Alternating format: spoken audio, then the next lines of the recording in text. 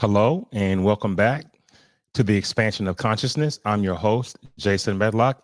Um, Another great episode. We will be talking about managing your stress, and we all know that whether it's depression, whether it's anxiety, whether it's stress, there's always that top lining issue that I just mentioned. But then there are oil spill of things that are going on in your life. The chances are, if you're just stressed out, maybe there's low performance on the job, maybe there's a bad relationship, maybe there's money issues. Stress may be the top lining issue, but there's typically a number of things that are the side effect of that. And when we expand our consciousness, we understand how to deal with those things, bring them to the forefront and absolve them. And that's why we have Phil Barth joining us today. In 2015, Phil suffered a small heart attack. Well, according to his doctor, after the surgery, he was told to manage his stress or get ready for another big heart attack. Phil lowered his stress and wrote a book, a best-selling book about the journey, about his journey. Great things happen every day. Finding joy with family, friends, banana milkshakes. Through the journey, Bill discovered 9 tricks to manage stress, and he calls those the nine S's of successful stress management. Without any further ado, I'm going to go ahead and bring on Phil Barth. How you Hey, doing, Jason. Phil? I'm doing great. How are you? I'm doing good. It is so wonderful to have you. And we talk a lot on the show about different modalities, metaphysical modalities that people use to manage stress or to manage depression. We know we use this kind of thing in hypnosis, and a lot of people seek the care of Reiki energy healers, and just different people who provide different services. But I was so excited when I was able to, just get a look at your profile and start to study your website and then the book you wrote. Great things happen every day. I was saying to myself, okay, Phil has to come on. We to help people understand how to manage it and how to deal with it. Would you would you want to start it off and just kind of share a little bit about what happened with the small heart attack back in 2015? Yeah, absolutely. So it was 2015. I was at summer camp with my son, and we went every year to this Boy Scout camp. And there's a lot of hills, and all of a sudden, I started noticing that year that the hills had suddenly felt a lot higher, and I was running out of breath and just feeling in Mm, general bad. And then I yes. had some chest pains one night, but I ignored it. It went away. And come Thursday, I, we played this game called Hungry Human Hippos. All right, you've heard of the game Hungry Hippos, where you put the hippos in, they're grabbing all the marbles, right? Well, We all you're played that game. right. Okay, well, this was a different version. So instead of a little hippo thing, it was the cafeteria, and instead of marbles, it was softballs, and instead of hippos, it was humans. So I'm down on this caster with wheels, right? And, Mhm. and somebody's swinging me around by the legs, and I'm pulling in all of the ball, and I just started feeling terrible. And so I went to the nurse, and she took my blood pressure, and she said it's 100/60. Oh wow. And I thought my blood pressure is always high. What's going on here?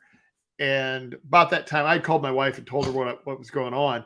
About that time, I called my wife, and she said, or my wife called back and she said, one of the symptoms of a heart attack is your blood pressure tanks to protect you. And so the nurse grabbed the phone from my wife and she said, look, if this is my husband, I call 911. So had the heart attack, left the camp in an ambulance. A day later, they put in 2 stents. And I got to back up for just 1 second because I kind of could see it coming a little bit that Right. that something was going wrong here because 3 months before that, I ran into a friend of mine And let and I people had make sure people hear you very, very closely of the signs. Okay, there you go. You know what I mean? Yes. Absolutely. So yeah, listen to what my friend told me. My friend was about the same age as me, about the same size. He wasn't a smoker. I'm not a smoker. The kind of person you wouldn't think would have a heart attack. I said, Tom, how you doing? He said, I just had a heart attack recently. I'm recovering. I'm like, what happened? And he told me all the things that led up to it. All right. I was walking and I would get out of breath. I would be sitting in front of the TV at 9:00 at night, watching a show I loved and fall asleep. Just like that. And so what happened from that time until August was I started looking at, oh, that's what Tom said. Oh, and especially at summer camp, I'm like, all of these things have been happening in my life leading up to it that were exactly what Tom described. And then because I'm a stubborn man, I said, well, I'll go to the doctor after my trip to Las Vegas and after the trip to South Carolina. Then I'll go to the doctor. Well, that's what we do as men. Exactly. We're stubborn. The heart had a different idea. So I wind up in the hospital from a heart attack. Okay. So I meet with the surgeon the day after the heart attack, and I figure he's going to tell me, cut your carbs, watch your salt, less whatever. And instead, he hit right at stress. And he said, you need to manage your stress, which surprised me, right? Because you mentioned in the intro, stress could be a problem when you're having low job performance. It can also be when you're having high performance, when you think you can do it all. And so you willingly take it all on. And we'll talk about how to manage that, right? But you're going to take it all on, and I've got to catch a flight, but I can do it in 40 minutes. So I'm going to just go.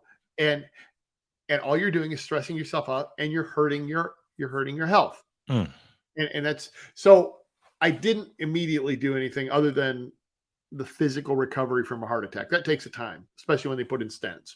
So I went through the recovery. Oh, the doctor said, you need to promise me that 1 week out of every 3 months, you're going to take time off. Yes. And you're going to rest. And I was like, okay, I'll do it. And I said it in front of my wife, so I had to do it. Right. If you just say it one-on-one with the doctor, you don't have to follow through. Right. My wife said, it was March of the next year. She said, you're going to take that week off. You promised. So I took the week off, and I was still recovering. So all we did was we kind of stayed home and took our youngest son. First day we took him to the zoo. And that evening I put on social media, hey, here are all the great things that we did today. Just on a whim. Right here. And we saw the gorilla exhibit, and we saw a baby cheetah, and we had a picnic in our car, and so on. And everybody gave it likes. And I thought, well, gosh, they like me. So, right. That's what we do. And so the next day we went to the art museum, and I did it again. And every day that week on vacation, I was looking for what was good in life. This is the key. I was looking for what was good in life. I wasn't doing the normal, let's see what the bad news of the day is. Right. And what can stress us out. I was looking for the good. And at the end of the week, I said, I wonder how long I could do that on social media. And the answer is, it's been about 7 years now. I don't do it every single day, but most every day. Here's the great things that happened either today or yesterday. I'm sorry. Go ahead. No. Ask the next question. So, you mentioned even if stress is the top lining issue, and I mentioned that there's typically all spill of items that follow up under that. And I mentioned, low job performance, and you're saying, hey, it could be high job performance because you're moving like a madman. So my question to you is, you identified this. You worked on trying to lower your stress. I'm just wondering, Phil, what routines do you use to start your day? Let's say in a low stress frame of mind. That's one of the S's. I'm glad you asked that question. Yes. So there was a study done in Harvard about a decade ago. That's when it came out. It was done by Sean Aker and Michelle Galeen, and they did a study on the impact of how you start your day. So they divided the audience into two groups, and one group started their day with bad news. And bad, it's just, they probably started their day with the news. Whether you agree with what they're saying or disagree, it's always negative. So they started their day, 3 minutes was all they got. 3 minutes of bad news.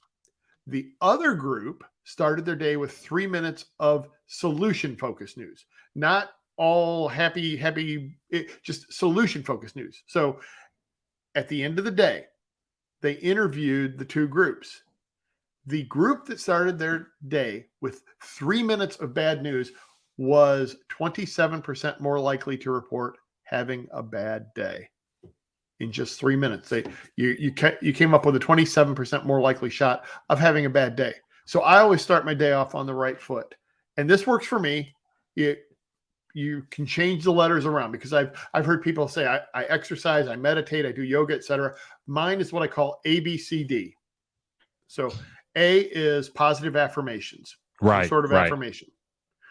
B is a book. If I don't read some sort of book that connects me to a higher power, puts positive thoughts in my head, does something positive, if I don't do that first thing, I'm never going to get around to it.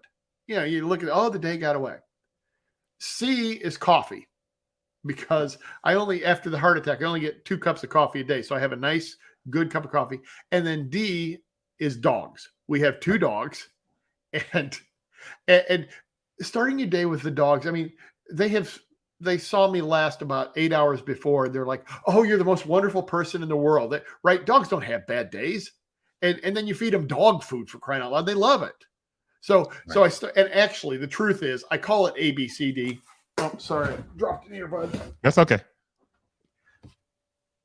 And then the thing about it is, you're going through the ABCDs and you're on the dog.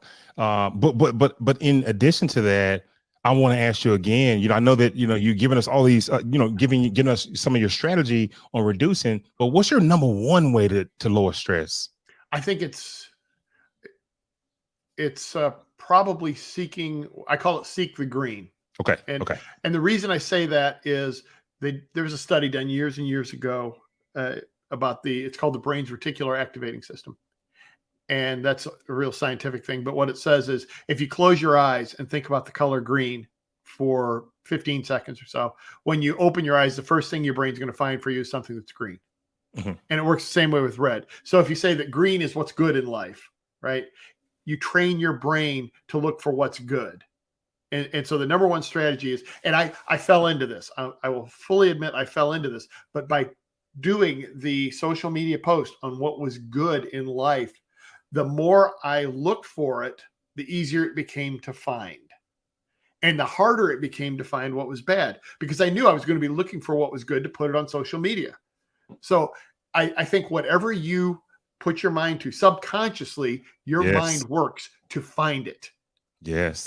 And so I retrain, and I will tell you, before the heart attack, I was really good at being sarcastic, and I still am sarcastic sometimes. Nobody's perfect, but I was really good at complaining about what was wrong and finding the negative. Yeah. And that change. You train the brain, and then the subconscious takes over, right? So now I can find what's good. And that's the number one strategy. I know that we all, we all deal with things, and you can recognize stress. So the way I do it is, there are a lot of things that appear to be stressful. Notice I say appear to be stressful to me, but I only recognize that, hey, I got to take care of this, or hey, I got to take care of that. I don't categorize it as stress. I guess my question to you is, and I could be having a really crappy day. So although you know how to implement techniques to elevate yourself from a stressful day, do you ever have bad days? Oh, yeah. Okay. Yeah. I am not going to sit here and say I never have a bad day. Right. The life happens, right? But the way I frame it is, let's just say there's 30 days in a month. And 3 of those days, no matter how hard you try, you're not going to be able to screw them up. They're going to be a great day. Something great's going to happen, right? And so 10% of them are going to be good. And on the other side, 10%, you're going to have 3 lousy days. You're going to get up on the wrong side of the bed. You're going to stub your toe, whatever. You're going to have 3 really bad days. Well, that leaves 80% of the days somewhere in the middle. And the more you train your brain to find what's positive, the more you're going to move those 24 days in a month to the positive side of the ledger. But it'll never, the late Zig Ziglar always said, all sun and no rain makes for a desert. You will have problems, bad days, and so on. Well, let's talk about your book, and I'm going to go ahead and pull it up. Great things happen every day. Tell the audience about the book, the website, and sort of what do you have going on here, and how do you help people? Okay, so the book was my wife said after I'd done the posts on social media for about 3 years, she said, "You really ought to write a book. You need to write a book about what you've learned," and she was right. So what I did was I collected all of the things that I had posted on social media, and it was about 4 years by the time I finally got everything put together, maybe 5, and I put them into lists. So all of these things relate to holidays, and all of these things relate to our family vacation, and all of these things relate to things that just made me laugh like crazy. Wow. And so I divided them into chapters, and I put the post in the chapter or on the page, and then underneath it I put the backstory. So there was a backstory about each post and what I learned, and it's just basically sharing, here's what I found that really helped me lower my stress and really helped me feel better about life. And the title is Finding Joy with Friends, Family, and Banana Milkshakes. The whole idea of a banana milkshake is you get out the blender, you throw either regular bananas or frozen bananas. Frozen thicken up better. Some frozen yogurt, vanilla frozen yogurt, some milk, and you blend them up. And the family has banana milkshakes, and it takes all of about 5 minutes to make them. And then you just are sharing a moment. So it's something really simple. And that's part of the message to the book is, look for the small things in life. You don't have to wait until your team wins the Super Bowl. This is fortunate since I'm from Cleveland, but I saw your footballs in the back. I thought you might like that joke. Former athlete and coach. Yeah, exactly. So you don't have to wait for the big event, right? Every day there are little wins that you can celebrate. A banana milkshake, finding something on sale, just a hug from your wife, whatever. All of these things are little things that will make your day better, and they happen every day. Now, what I doesn't say is you're going to have a great day every day, because we're not. But if you look for the positive, and that's the message of the book. And technically, what I read in my biography is it's a best sort of selling book, because it made the bestseller list, but only when it was free, and it was the free bestseller, right? So I always tell people, but it's a bestseller. Needless to say, it still is a bestseller. I debate it because it doesn't matter how you get there. Okay, I'll take that. Yeah, exactly. Amazon says it's a bestseller, but when I go to the bank with no money, they say it's not really a sale. But it's something to laugh about, right? And that's kind of the key. Yes. Is let's laugh, let's enjoy life. And so I use that book, and then there are keynotes that I deliver. One is around the 9 S's. It depends how much time I have, but the S's of stress management. Yeah. And the other is around goal achievement. And it's another phase of exactly what you're talking about in your podcast, right? Is training your brain to achieve the goal. So, and focusing on it, and the goal I hit, it was 20 years ago, but I just obsessed until I got on the TV game show Who Wants to Be a Millionaire. And so there was this time of probably years of picturing myself on the show, picturing myself answering the questions, just mentally going through that and rehearsing. So when I got in the chair, I was nervous, but it was like, mentally, I've been here before, right?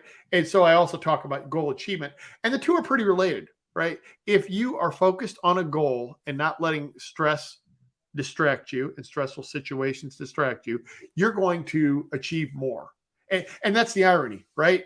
Is I was stressed and trying to do it all, but when I stepped back, lowered my stress, I was able to do more of what was important. Okay, so let's talk about the 9 S's for stress management. What are those? Okay, so we already talked about one, seeking the green or the good. Mm-hmm. The flip side of that is subtracting the red or the bad. I like the color red, but subtracting what's bad in life. And I say subtract because you cannot eliminate, but you subtract your exposure to bad news, your exposure to things that are wrong that you have no control over. So subtracting the bad, kind of limiting that. The third thing is, and these are in no particular order, but one of them is share the love, right? Do something kind for someone else. And there's also sharing the love with yourself, right? Don't beat yourself up, but share the love. The one we already talked about, start the day the right way. Start it off on positive, and you're much more likely to be successful. One is step back in time. So I talked about subtract the red. You can't eliminate the red, but I say when you can subtract no more of the bad, then you need to add, which stands for acknowledge, don't dwell. And so the example I give was about 3 years ago. My dad passed away after a very long illness. And so I was like, the next day after the funeral, I had to fly to northern Alberta, Canada. And so not thinking about dad so much. And I got out there.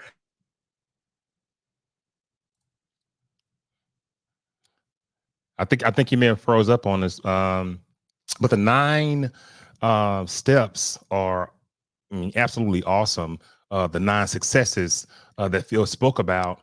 And you have to wonder, if you could find a person that could deliver those level of methods, of techniques, because we all experience a level of stress. We all experience a place of discomfort. And we have Phil back. But see, Phil, I know how to fill in for you, buddy. I know how to get Jason, in here you had my and back. keep on talking. I apologize. I don't know what happened. We had a glitch in the Wi-Fi. We just got it happens. You know what? We're live and it happens. So don't worry about it. You know what I was doing? So, I was finishing the 9 S's for you. Perfect. And I don't know where you got, but So the end story of my dad was I wake up at 5 a.m. My dad, in Alberta, Canada, and I'm like, I don't know what to do here. And then I went to the fitness center, got on the treadmill, started running, and played Waylon Jennings, simply because Waylon was my dad's favorite artist and one that we agreed on. So when you use music, and I'm a big believer in music, subconsciously you go back to not watching your dad decline and pass away, but driving in the car with dad and he's playing and singing along. And so music is a great way to put yourself back in a happier time. And so Waylon Smith, is that the kind of music you recommend, Waylon, like jazz or Waylon Jennings is country. It's whatever works. Okay, right? I'm not a huge fan of country. There's some stuff I like. I like a wide variety of. So what music do you recommend, like just in general? Okay, so if you binaural beats, any Hertz driven music, something upbeat. I have upbeat playlists. Personally, I recommend 80s music because I'm a child of the 80s. So I know, right? Yeah. So when I hear that, I'm not my current age. I'm back in college or high school or whatever, right? And remembering the good times. So whatever takes you back, I am genre agnostic. Whatever is in your mind and takes you back. And it's amazing to me the songs I will hear that will take me back to a very specific memory. Mm-hmm. I remember that was playing when. And so anything, and then when you find that, we've got all this technology at our fingertips, put it on a playlist. Yeah. Right? Save it for later. Yes. So any genre, and I use a bunch of them. So I know that you were using Facebook posts to generate enthusiasm and a good feeling, and your doctor gave you some tips, and undoubtedly you researched and you read on your own, and then you wrote your own book. But I want to know what book, other than your own, do you recommend the most? I recommend David Allen, Getting Things Done. Okay. And when I first read it, I was David Allen, Getting Things Done. Got it. Yeah, this is a way to get more stuff done. But if you read the subheading of it, it says the art of stress-free productivity.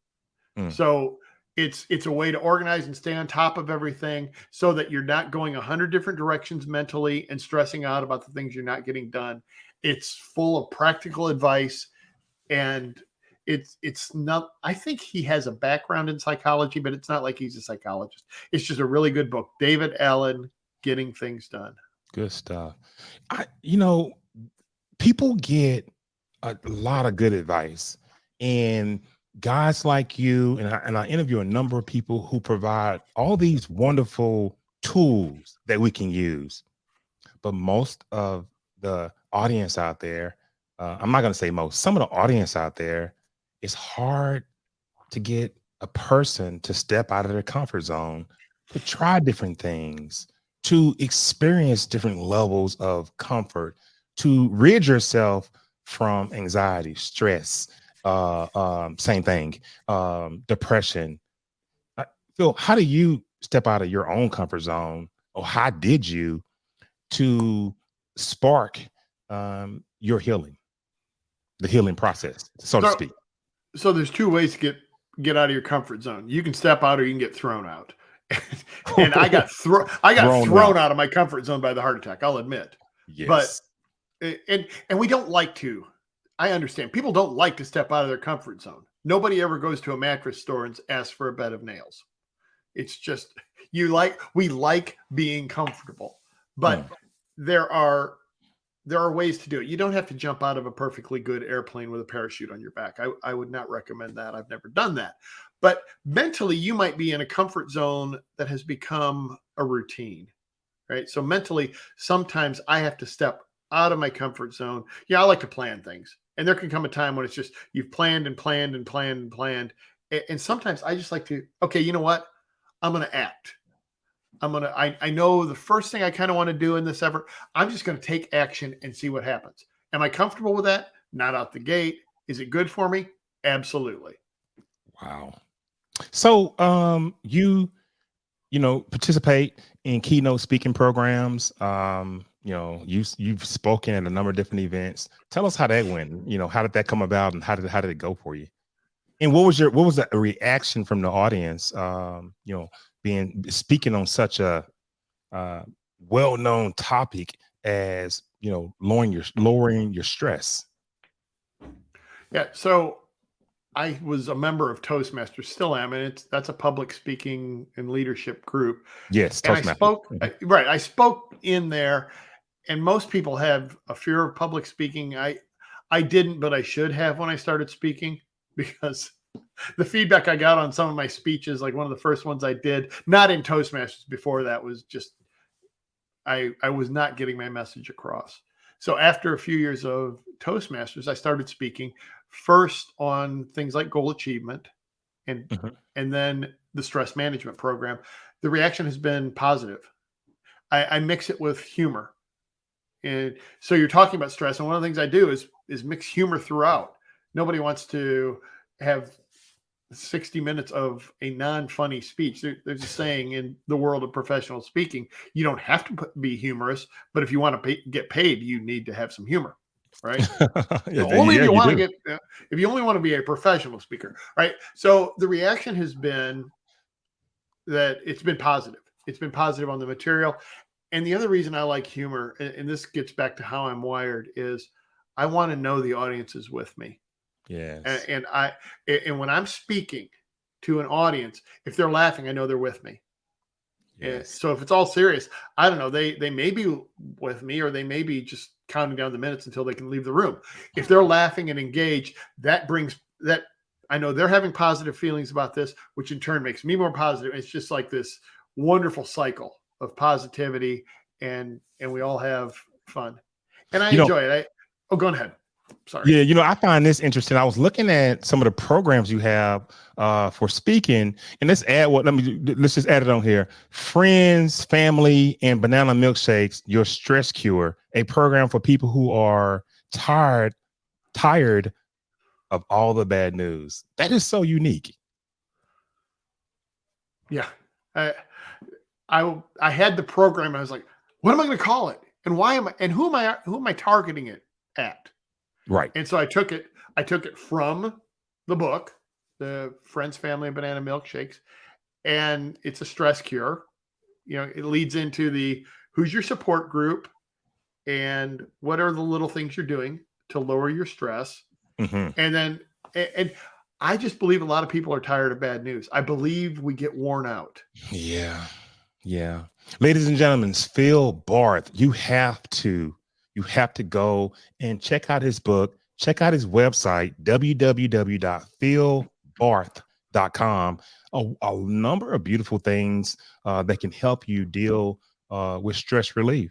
And, I got to say, Phil, this and the topic that you and I agreed to talk about in what you've experienced, in your life is needed. This conversation is much needed for all of the people who dare to listen to the program, but who can pull something from it and implement it in their life.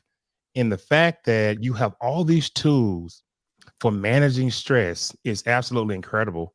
We're running out of time, but I would like to know if there's anything or any other tips you want to leave for the audience. Tell them what you're up to, what you have coming up, if you have any coaching programs, just anything that you'd like to say before we wrap it up. I would say get the 9 S's. There's a link to them on my website. You can put the link to the PDF. Okay. Practice them. Some of them will work for you.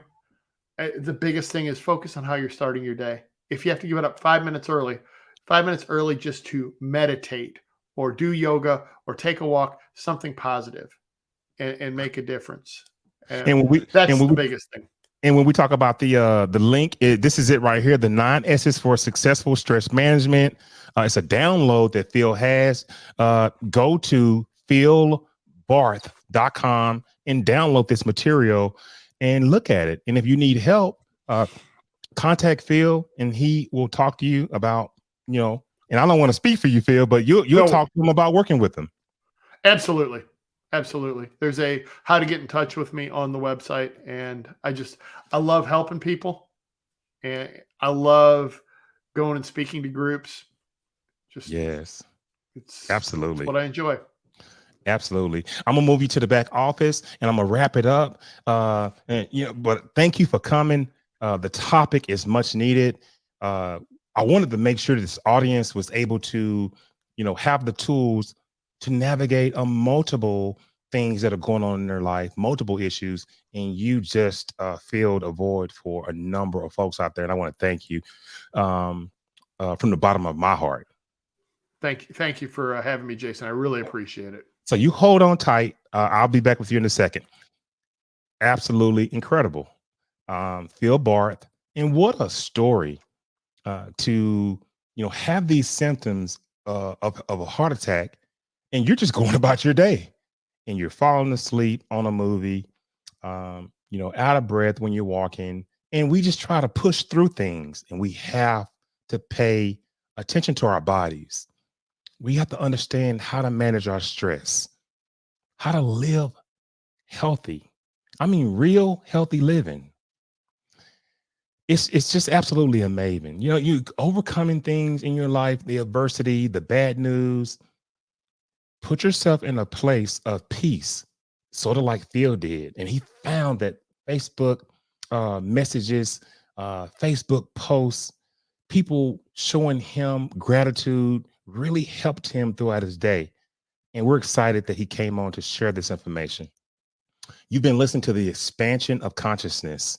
I'm your host, Jason Medlock, and we're excited and we're happy. And we're glad that you joined us tonight for this pertinent information.